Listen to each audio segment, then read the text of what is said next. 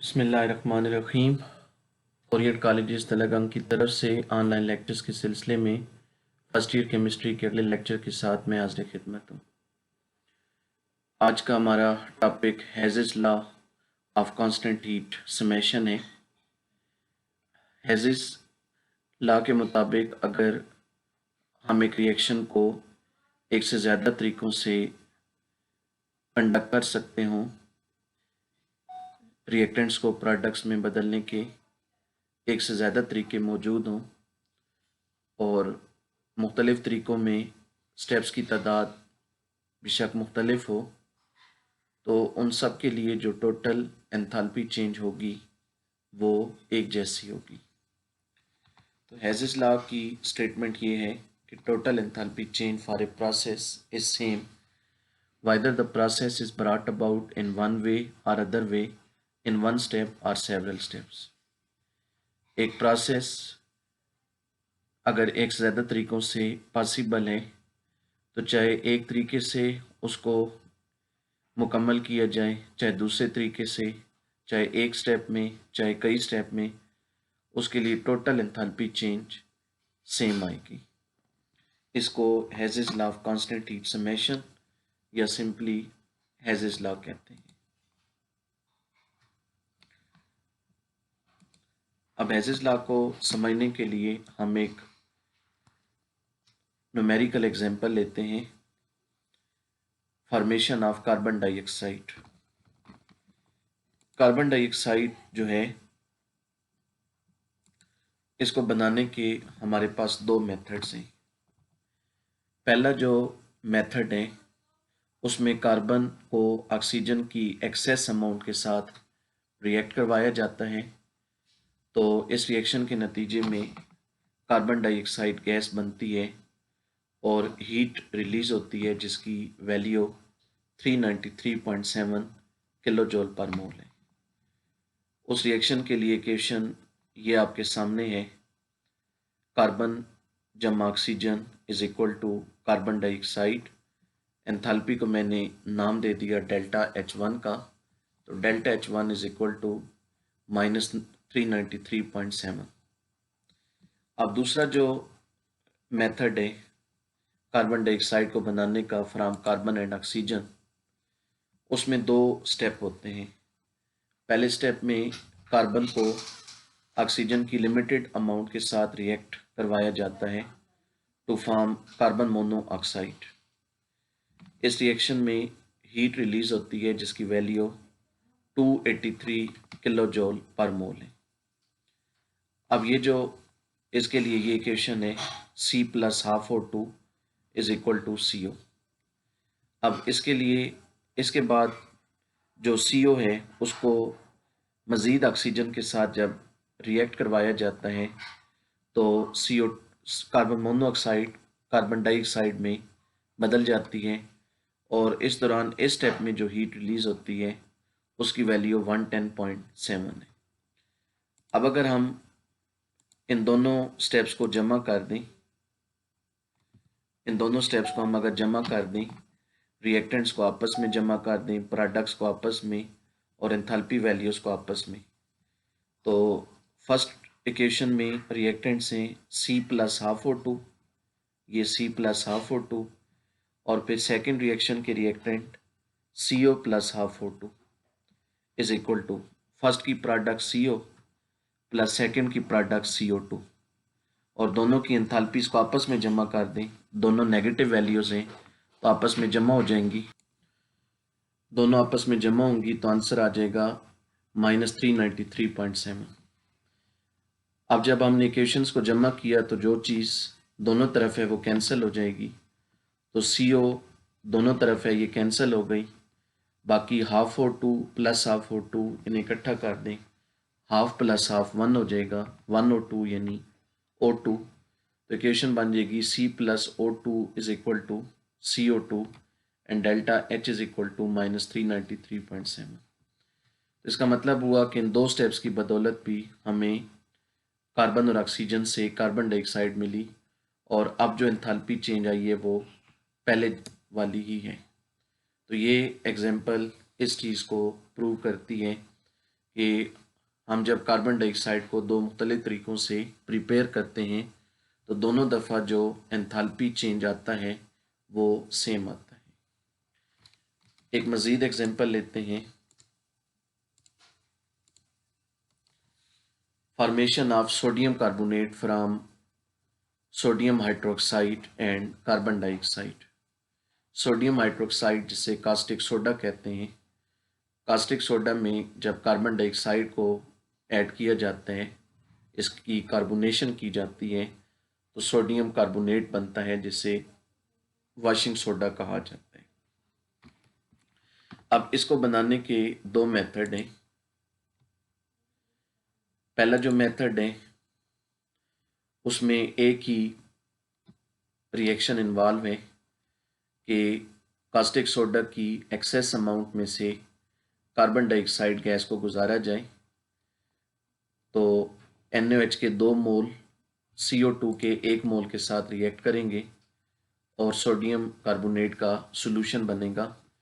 Enthalpy change जो आएगा, heat release होगी 89.08 किलो जूल पर मोल। दूसरा मेथड है कि NaOH की कंट्रोल्ड अमाउंट ली जाए और इसमें से CO2 को गुजारा जाए, इससे सोडियम बाइकार्बोनेट बनेगा, हीट रिलीज होगी जिसकी वैल्यू 48.06 है। और फिर जो सोडियम बाइकार्बोनेट ये बना, इसमें मज़ीद कास्टिक सोडा डाल दिया जाए तो ये सोडियम कार्बोनेट में कन्वर्ट हो जाएगा और ये एंथैल्पी चेंज आएगा।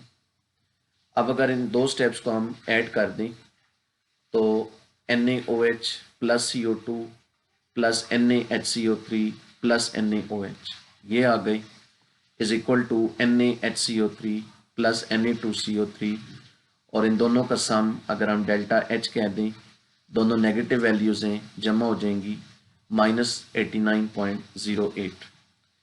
अब इसमें जो चीज़ दोनों तरफ है वो कैंसिल कर दें, NaHCO3 दोनों तरफ है, इसे कैंसिल कर दें, बाकी NaOH प्लस NaOH 2NaOH हुआ, 2NaOH plus CO2 is equal to Na2CO3 and delta H is equal to -89।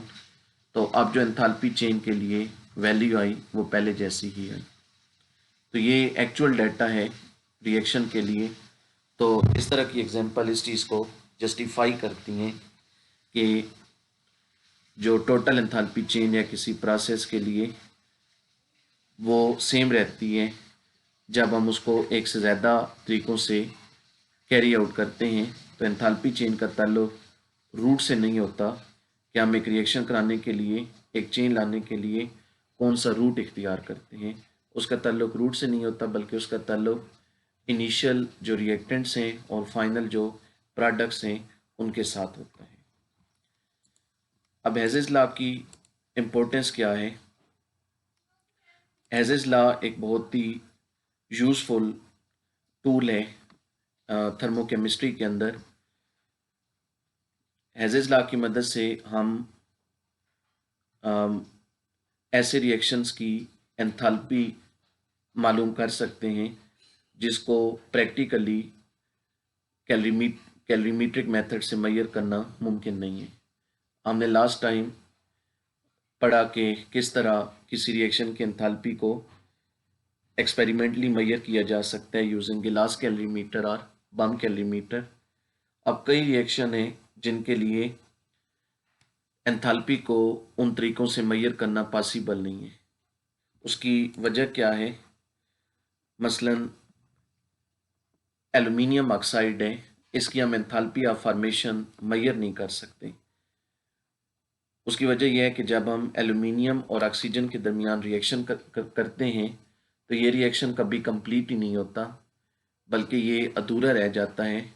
इसके अधूरे रहने की वजह यह है कि जो थोड़ा साथ साथ थोड़ा थोड़ा एल्युमिनियम ऑक्साइड बनता है वो बाकी एल्युमिनियम के ऊपर एक प्रोटेक्टिव लेयर बना देता है और मज़ीद एल्युमिनियम को ऑक्सीडाइज होने से बचा लेता है।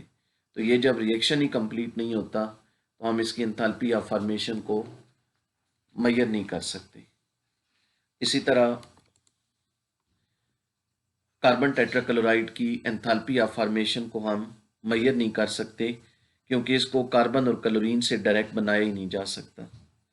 एंथैल्पी ऑफ फॉर्मेशन वो एंथैल्पी होती है जब हम जो ही वो एंथैल्पी होती है वो हीट होती है जो रिलीज होती है जब हम एलिमेंट्स को रिएक्ट करवा कर कंपाउंड बनाते हैं। तो अब कार्बन टेट्राक्लोराइड की एंथैल्पी ऑफ फॉर्मेशन मालूम करने के लिए हमें इसको प्रिपेयर करना होगा फ्रॉम कार्बन एंड क्लोरीन। तो वो रिएक्शन पॉसिबल ही नहीं है, मतलब कार्बन और क्लोरीन आपस में रिएक्ट करके कभी CCl4 नहीं बनाते, इसमें असल में साइड रिएक्शन आ जाते हैं। और रिवर्स भी नहीं हो सकता कि हम कार्बन टेट्राक्लोराइड से कार्बन और क्लोरीन बनाएं, तो इसकी वजह से एंथैल्पी ऑफ फॉर्मेशन मेजर नहीं हो सकती। तो फिर हेज़ेस लॉ हमें तरीका फराहम करता है कि जिन रिएक्शंस की एंथैल्पीज हम मेजर नहीं कर सकते, उनकी एंथैल्पीज को हम थ्योरेटिकली मालूम कर लें। अब वो थ्योरेटिकली हम कैसे मालूम करेंगे, उसके लिए हमें उस रिएक्शन से रिलेटेड दूसरे मुख्तलिफ रिएक्शन के लिए अगर थर्मोकेमिस्ट्री का डाटा मालूम हो, एंथैल्पी वैल्यूज़ मालूम हो, तो फिर उन इक्वेशंस को आपस में सॉल्व करके, उन्हें जमा माइनस करके, उन इक्वेशंस को किसी नंबर से मल्टीप्लाई करके, डिवाइड करके, इस तरह मुख्तलिफ अलजब्रिक ऑपरेशंस अप्लाई करके हम अपनी मतलूबा इक्वेशन बना सकते हैं और फिर इस तरह एंथैल्पी की वैल्यू कैलकुलेट कर सकते हैं। तो इस मकसद के लिए हमारे पास नॉन डाटा होता है रिलेटेड इक्वेशंस का, तो हम उन पर अलजब्रिक रूल्स अप्लाई करते हैं। जिस तरह मैथमेटिक्स में हम मुख्तलिफ अननोन वेरिएबल्स एक्स वाई को मालूम करने के लिए इक्वेशन सॉल्व करते होते हैं। आपने लीनियर इक्वेशंस पढ़ी हैं, क्वाड्रेटिक इक्वेशन पढ़ी हैं मैट्रिक में, तो उन इक्वेशन को सॉल्व करने के लिए आप देखते हैं कि हम मुख्तलिफ ऑपरेशन करते हैं। हम दो इक्वेशंस को बाज़ का जमा करते हैं, बाज़ का माइनस करते हैं, बाज़ का किसी इक्वेशन को किसी नंबर से मल्टीप्लाई करते हैं ताकि मतलूबर इक्वेशन बन जाए, वेरिएबल की वैल्यू मिल जाए। तो यहाँ भी हम वो सारे ऑपरेशन कर सकते हैं। यहाँ जब आप ऐसे अलजब्रिक ऑपरेशन करेंगे तो कुछ रूल्स को मद्देनज़र रखना होगा। मसलन अगर आप दो इक्वेशंस को जमा करते हैं, अगर आप दो कोई से इक्वेशंस को जमा करते हैं, तो आप उनके रिएक्टेंट्स को आपस में जमा करेंगे, प्रोडक्ट्स को आपस में जमा करेंगे और एंथैल्पी वैल्यूज़ को आपस में जमा करेंगे। अगर आप दो इक्वेशंस को माइनस करते हैं, सबट्रैक्ट करते हैं, तो रिएक्टेंट्स को आपस में सबट्रैक्ट करेंगे, प्रोडक्ट्स को आपस में और एंथैल्पी वैल्यूज़ को आपस में। अगर आप किसी इक्वेशन को किसी नंबर से मल्टीप्लाई करते हैं, तो उस इक्वेशन में जितनी चीज़ें हैं उन सब के कोफिशिएंट्स को आप मल्टीप्लाई करेंगे, रिएक्टेंट्स को भी, प्रोडक्ट्स को भी और इवन के एंथैल्पी की वैल्यूज़ को भी। अगर आप किसी चीज़ के फार्मूले को इक्वेशन की एक साइड से दूसरी साइड पर ले जाएं, तो इससे उसका जो साइन होगा वो बदल जाएगा। अगर एक सब्सटेंस एक तरफ माइनस के साथ लिखा हुआ है, मसलन रिएक्टेंट्स में, तो जब आप उसे प्रोडक्ट्स में लिखेंगे तो वो प्लस का हो जाएगा। अगर एक तरफ वो प्लस का है तो दूसरी तरफ माइनस का हो जाएगा। फिर एक और रूल है कि अगर एक सब्सटेंस इक्वेशन की दोनों साइडों पर है विद सेम कोफिशिएंट, तो वो कैंसिल हो जाएगा। बिल्कुल इस तरह जिस तरह एक इक्वेशन में एक तरफ 4x हो, एक तरफ 2x हो, तो आप 2x कैंसिल कर देते हैं और एक तरफ 2x बचा लेते हैं, तो यहाँ भी वही कुछ होगा। तो ये कुछ रूल्स हैं, इन रूल्स को आपने मद्देनज़र रखना होगा जब आप हेज़ेस लॉ को यूज़ करेंगे किसी इक्वेशन की एंथैल्पी को कैलकुलेट करने के लिए यूजिंग गिवन डाटा। तो अब इस चीज़ को हम न्यूमेरिकल एग्जांपल्स पर अप्लाई करेंगे। एक्सरसाइज में इस तरह की कई न्यूमेरिकल एग्जांपल्स हैं, तो उनके लिए हम देखेंगे कि हेज़ेस लॉ को कैसे यूज़ किया जा सकता है। तो इसके लिए हम एक्सरसाइज की तरफ चलते हैं। तो हमारे पास एक्सरसाइज में क्वेश्चन नंबर 16 है, by applying Hess's law calculate the enthalpy change for the formation of an aqueous solution of ammonium chloride from ammonia gas and HCl gas. The results for the various reactions are as follows. ये कुछ हमें data दिया गया है, इस data को use करते हुए हमने एक इक्वेशन की एंथैल्पी या फॉर्मेशन मालूम करनी है, वो रिएक्शन कौन सा है उसको डिस्क्राइब किया गया है वर्ड्स में।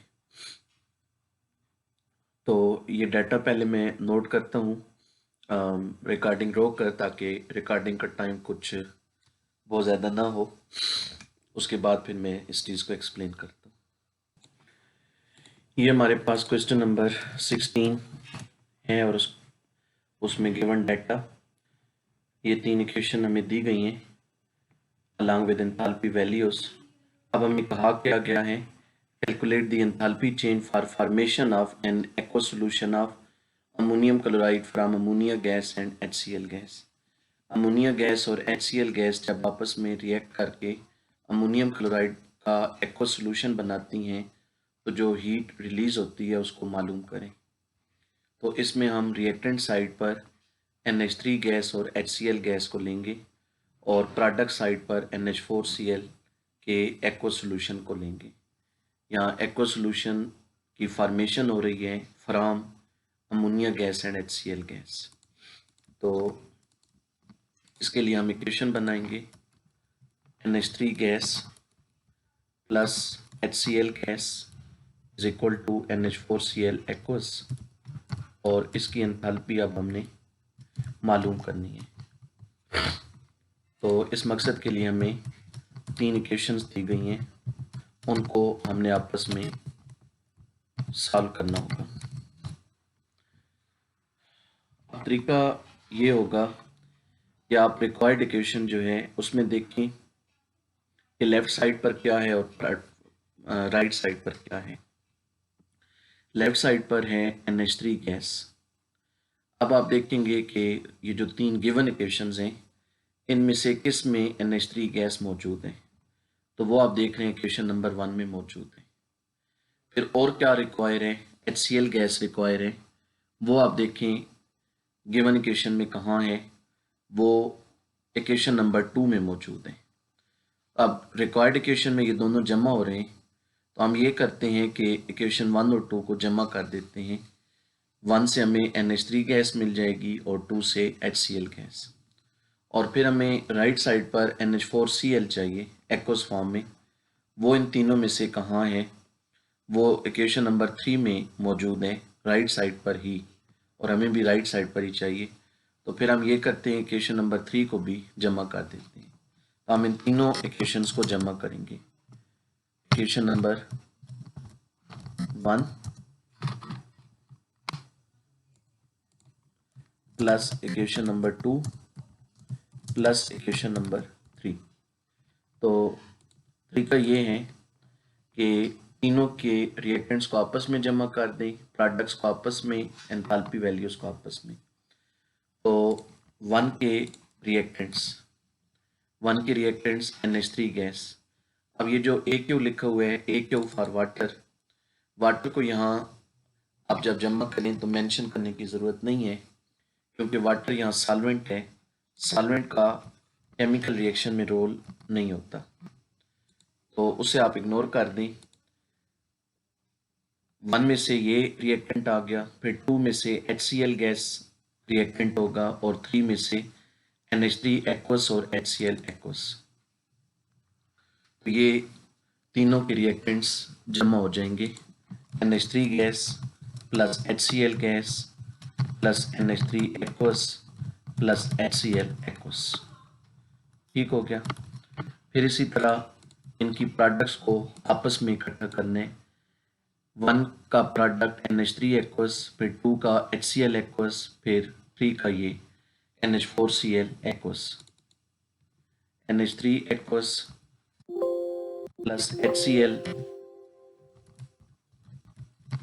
एक्वस प्लस NH4Cl एक्वस, और एंथैल्पी वैल्यूज को आपस में जमा कर दें।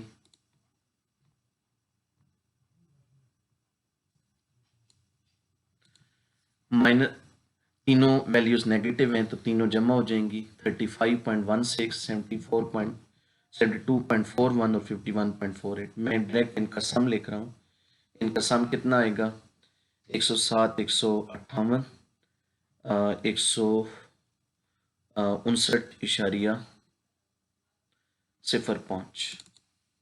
ये मैंने डायरेक्ट इनको जमा कर दिया है माइनस के साथ 159.05। अब जो चीज़ दोनों तरफ है उसे कैंसिल कर देंगे, तो NH3 एक्वस दोनों तरफ है, ये कैंसिल, HCl एक्वस दोनों तरफ है, ये कैंसिल, तो बाकी चीज़ें एज इट इज़ आ जाएंगी। तो अगले स्टेप में हम इन कॉमन चीज़ों को कैंसिल करते हैं। NH3 एक्वस ख़त्म, HCl एक्वस ख़त्म।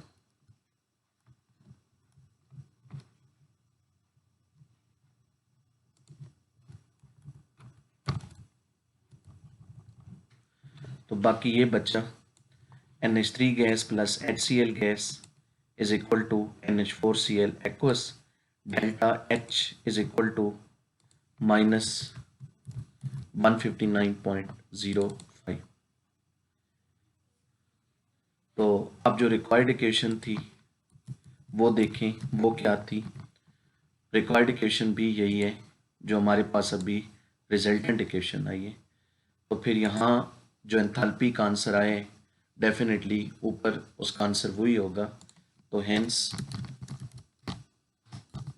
Enthalpy change for formation of aqueous NH4Cl is minus 159.05 किलोजोल per mole.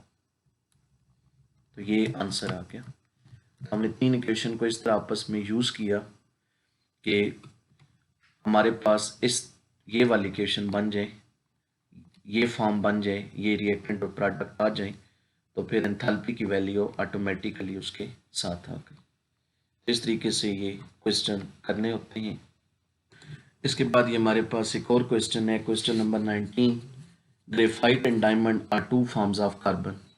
The enthalpy of combustion of graphite is minus 393.51 kilojoule per mole and that of diamond is minus 395.41 kilojoule per mole. What is the enthalpy change of the process? Graphite is equal to diamond at the same temperature. Graphite और diamond carbon की दो forms हैं, allotropic forms हैं। इन दोनों की हमें heat of combustion बताई गई हैं। अब हमने मालूम करना है कि अगर ग्रेफाइट को डायमंड में चेंज किया जाए तो एंथैल्पी चेंज कितना होगा। तो पहले जो गिवन हमें इंफॉर्मेशन है उसको हम इक्वेशंस की शक्ल देते हैं। लिखा हुआ है the enthalpy of combustion of graphite is this one. Graphite की एंथैल्पी ऑफ कंबस्टन यानी जब ग्रेफाइट को ऑक्सीजन के साथ रिएक्ट करवाया जाता है तो जो हीट रिलीज होती है। तो अब इसकी इक्वेशन यूं बनेगी कि हम ग्रेफाइट का ऑक्सीजन के साथ रिएक्शन लिखेंगे। ग्रेफाइट को मैं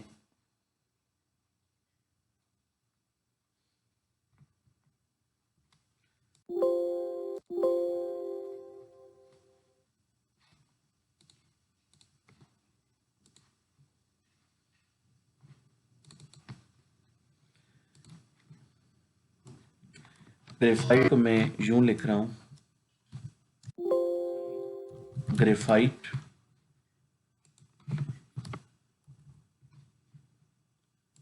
सी ग्रेफाइट और जमा ऑक्सीजन। तो इस रिएक्शन से CO2 गैस ने बनना है। तो अब एंथैल्पी वैल्यू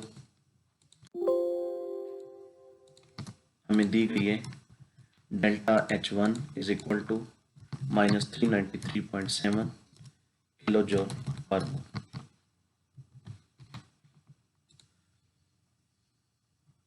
फिर डायमंड की 395.41 उसकी एंथैल्पी ऑफ कंबस्टन, यानी अगर डायमंड को ऑक्सीजन के साथ रिएक्ट करवाया जाए तो जो हीट रिलीज होगी।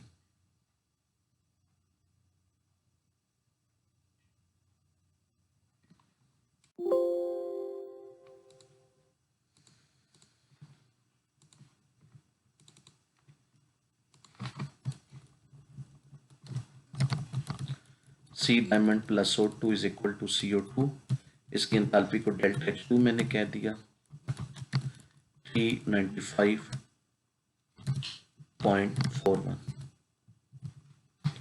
और अब हमने मालूम किसके लिए करनी है, ग्रेफाइट इनटू डायमंड के लिए।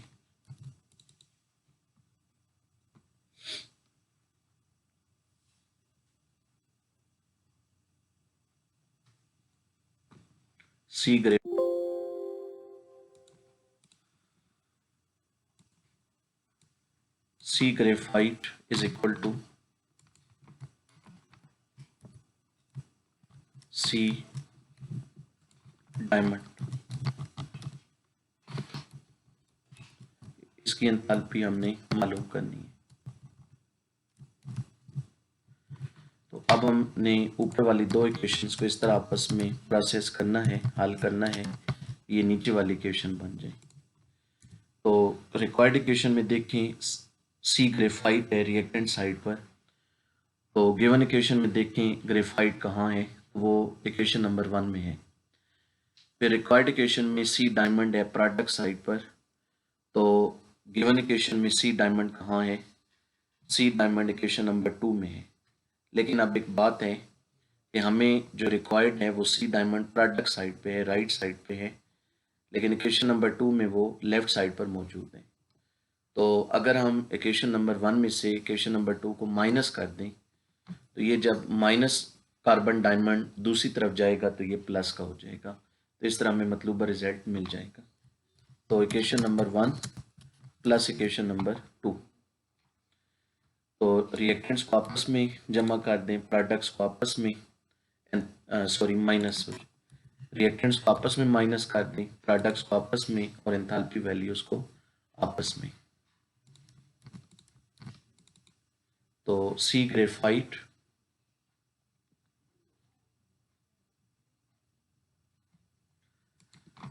माइनस सी डायमंड, पहले 1 की रिएक्टेंट लिख लें, सी ग्रेफाइट प्लस ऑक्सीजन, फिर -2 के reactants minus C diamond minus O2। Equation number 2 में दो रिएक्टेंट्स हैं, दोनों माइनस के साथ आ गए, इज इक्वल टू 1 की प्रोडक्ट CO2 गैस, फिर -2 की प्रोडक्ट वो भी CO2 है, और एंथैल्पी -393.7 -395.41, ये इस तरह आ गया। तो अब जो चीज़ दोनों तरफ है उसे कैंसिल करें, अगर कोई चीज़ माइनस में है तो उसकी साइड बदल दें। तो O2 माइनस O2 ये दोनों कैंसिल, सी डायमंड माइनस के साथ ऐसे दूसरी तरफ ले जाएं तो ये प्लस हो जाएगा, और राइट साइड में CO2 माइनस CO2 ये भी कैंसिल। तो इस तरह हमारे पास नेट इक्वेशन जो आएगी आफ्टर सिंप्लीफिकेशन वो क्या आएगी, ये ऑक्सीजन कैंसिल हुए, -O2 और +O2, और इस सी डायमंड को दूसरी साइड पर हम लिख देते हैं इधर, और CO2 माइनस CO2 ये कैंसिल। बाकी एंथैल्पी वैल्यूज ये ब्रैकेट में माइनस के साथ हैं, बाहर भी माइनस है तो ये प्लस की हो गई, ये इस तरह। तो एंथैल्पी की दो जो वैल्यूज हैं इन्हें आपस में माइनस कर दें, तो इसका आंसर क्या आएगा 1.9, बल्कि 2.1 आएगा।